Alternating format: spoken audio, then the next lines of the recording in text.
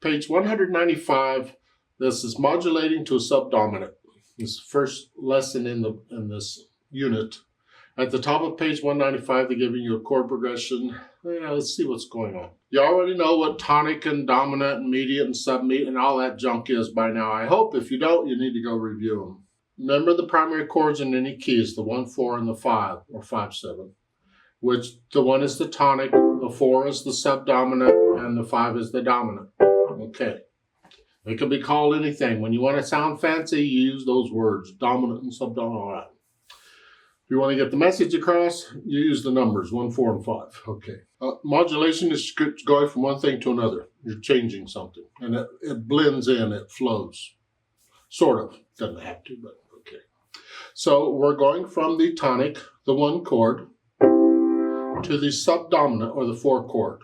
We need a chord progression that gets us there. Well, the easiest way to do it, because they both share a C, is to just go there. I mean, you're there.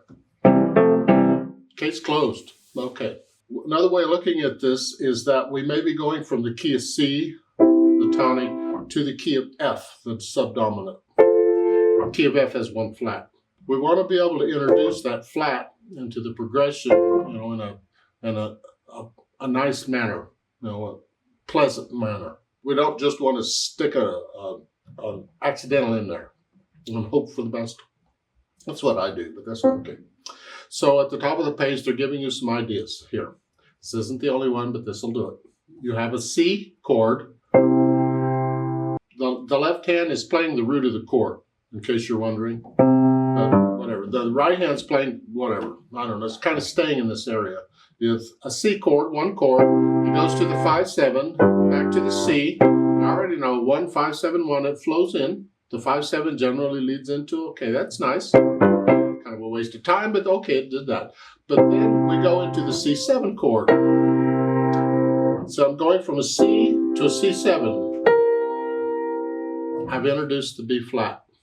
And it's pleasant to the ear. Okay, so C to the C7, to the F. I'm there. F major has 1 flat. We've introduced the flat. The harmony, it flowed in. Our ears are okay with it. We did fine. So we're here. And then they go on to a C. So what's the C about? I'm here. Why am I going back to a C?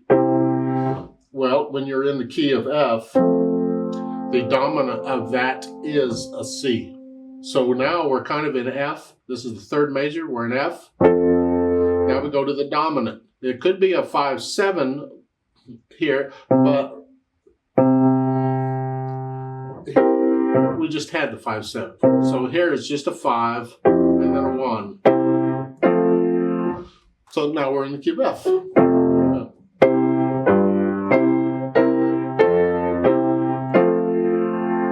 And we're home. Huh?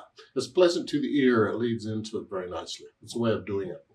So the subdominant is a way of introducing a flat to the key signature.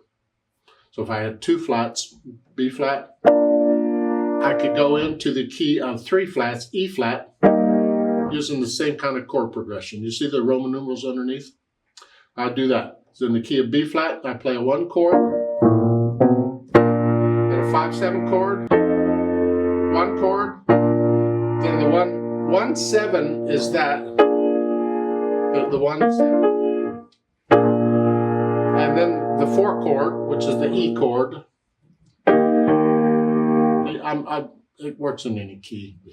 We're introducing a flat. We're going from 1 flat to 2 flats, or 3 flats to 4 flats, or whatever. Or you can take away a sharp. I can go from 4 sharps to 3 sharps, or go from 2 sharps to 1 sharp. Or I could go from 1 sharp to C major. The 1 sharp is G. The subdominant of G is C. I use the same chord progression, and it just goes into it. All right. There are a lot of other ways of modulating from one key to another to, add a flat or add a sharp or whatever and get you there. And this is we're focusing on this right now.